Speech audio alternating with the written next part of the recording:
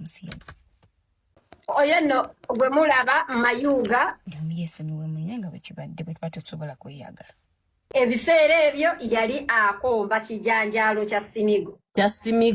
Nga bw'owulidde olutalo olugendera ddala maaso Senga Julie Mutesasira yali omuyimbi wa gospel agamba nti bwagenda e Canada yatuukayo era mubamu ku bantu abamwaniriza era bamuyambako ku bintu papula n'okulaba ng'afuna obutuze yali mukyala Senga wabula bonna baali baresortinze mu kulya ebisiyaga njagala uze bulunyo kati Senga nyenda kusooka nkuze abadde nga amuvuma naye omukyala Julie Mutesasira agamba nti ono lwe yagaana okumwagala bonna no bakazi okitegere bulunyo mbuli agano omwagala ono yamugulako olutalo era n'amuvuma kati anyumya engeri byonna gye byatandikiramu bw'olina kyogenda ofunamu eno video naye wuliriza ensi weri enseego. Najja e Canada 2016, a friend of mine connected me to Sharon, and Sharon nga bw'onojja mu nsi empya. Yes, my partner was here, but yali yajja ddanga, she doesn't know whatever like program nga bwe zigenda because it was a long time. Buli kimu kikyuka every year, the system ekyuka. So my friend connected me to her, and being that I was in the same city naye ne Sharon ne waali, so I used to tell her, hey, wano bangambe bati wano nkole ntya nga ogenda mu nsi, you know. Era bwe nafuna empapula zange ne mugamba, Sharon, thank you, I got. When nafuna citizenship ne mugamba, weebale nnyo, I got. That was it. However much we were not friends and we were not talking. So since 2017 till now, we're not talking, like we're not good friends. We fell out. We were friends, but we fell out.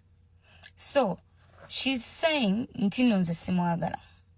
But why don't you say why sikwagala? Oba lwaki ogamba abantu gwe onjagala? Of course, okyogera nti no tonjagala. But Sharon, you know what you did. And I don't think it's a good idea to bring it up here. You know what you did. However much you say nakusobya, God is my witness. Mukama okutwala abaana bange. Saakusobya nako. N'omulundi n'ogwo, n'ogumu. But you've been bashing me on the internet.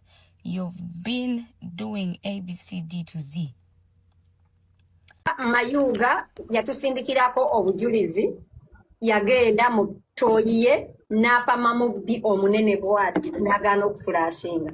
Okuva Mayuga muntu mubi yakwata essimu n'akuba ebifaananyi n'agamba babirye Leida yazze ewange n'azibikiza toyi yange pozinga oli nyuka yagimenya yali agezako okufulashinga yagituulako n'agimenya but era yafulashinga omuzi nga tegugenda pozinga oli newcomer. Bannange real life azinimbye tolimbye oli mutuufu yali ne simigo oli musiyazi lukukwe balagamba baja. And by the way, Sharon,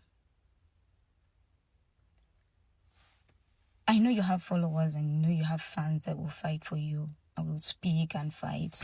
Like you to send people to do stuff. I know. But I also have people that I told, no, don't give backfire. Don't. That olabanga yo muntu wa Julia dia navuma. Intes. Okujaka babo okujja okuvuma. But that's not the way. That's not the way.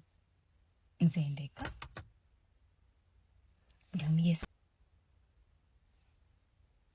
Peace. Senga sidi zukuka Sharon, Senga sidi zukuka bunambiro omanyi abe Canada mwebaka nnyo. Senga sidi omanyi Julie gundi Mutesasira Julie Mutesasira akukedde. Hey! Omanyi munnange agambye mbu wali oyagala mulya bijanjalo gasidi yali ayagala kulya Julie Mutesasira bijanjalo. Ye omanyi munnange mbu naawe oli musiyazi mbu oludde ebbanga ng'ovuma Julie Zawedde mpozi ne Julie Zawedde wamuvuma si Julie Zawedde omanyi ne Julie Zawedde wamuvuma n'otugamba naye wali omukombe ebijanjalo wali okola ki byayimba byo Senga sidi tobyenkana ye munnange nga Julie Zawedde Julie Mutesasira bannange erinnya lirinyonyo kubanga Senga Acid yakolanga nnyo olutalo lijulizaawo edde kyovola liri erinnya lyagaana. Munnange nga Mutesasira avaayo ng'agamba Senga Acid oludde onnumbidde ebbanga emyaka n'emyaka nze najja e Canada mu 2016 era bwentyo natuukira munnange mikono gyo era munnange nemberawo tubeerawo munnange nonjagala naye nga munnange sikufiiringa okiwulidde siyazi naye nga nange nina omuntu wena era ne munnange wenafulira n'omuntu wange ntandika obulamu byawo munnange nenfuna obutuuze n'abaana bange ne bafuna obutuuze naye oludde ng'onvuma n'ovuma n'abantu bange n'ovuma n'abaana bange sikwanukulangako Senga Acid era wani oyagala kundya kiyimbi janjalo naye munnange omuntu abeerako ne choice gy'ayagala okituwulidde nafuna omuntu wange nze seegaana yes ndi muli wa bisiyazi era naye nakiteeka mu public yonna n'ekimanya naye gwe oli mu closet okyegaana Nengamba naye ngata bulijjo tuwulira Senga Acid bagamba musiyazi bulijjo tubiwulira era nga bagamba kwiringa gono ani Kimulava agamba nti Senga Acid yerya nani ne Queen Mutwe oba bwatyo era mbuno Senga Acid bino ebintu mutubyegana mboli musiyazi naye oli under the closet toli mukazi mufumbo oli mukazi omusiyazi okiwulira ekintu ekyo era bakukedde dda Juli Mutesasira yakukedde dda n'akugamba mwesonyiwe puliza akusaba busabi wamuggulako olutalo omuvumye okoze eki neŋŋamba bannange Senga Acid gwe buli omu apointinga ku gwe Senga Acid lwaki tewewumuzambu ku mbeera z'abanno muno oyingirira amaka gono ng'omanyi gundi bwe yasize ng'omanyi enjala gundi weruma ng'omanyi gundi bw'aleetinga akasajja akaavu akatakola akayina sembudondoli omunene nenga tekayina waka gwomanyi buli kimu Senga Acid tamanyi bitanensi era bwe yafuna obutuuze yajja n'akwebaza n'akugamba munnange nfunye obutuuze era bampadde munnange empiseemu weebalire ddala zo nti nno mwali temwogera ebiseera ebyo naye yakwebaza ebbanga lye wamubeererawo n'okumwaniriza n'atuukira mu mikono gyo okiwulidde ekintu ekyo era Senga Acid yonna gy'oli bakuzuukuse oba bakutere alamu ku ssimu ozuukuke zijulizaawo Juli Mutesasira yakukedde dda n'akugamba omuvumidde abaana be n'obagamba nti nabo bagenda kubeera basiyazi nga ye n'agamba which is okay ye yasalawo finding a happiness over sadness okiwulidde n'akugamba ye aludde ng'akulaba ng'omuvuma Senga Acid you're bitter with your life era nyulizawo dda n'atugamba Senga Acid is bitter.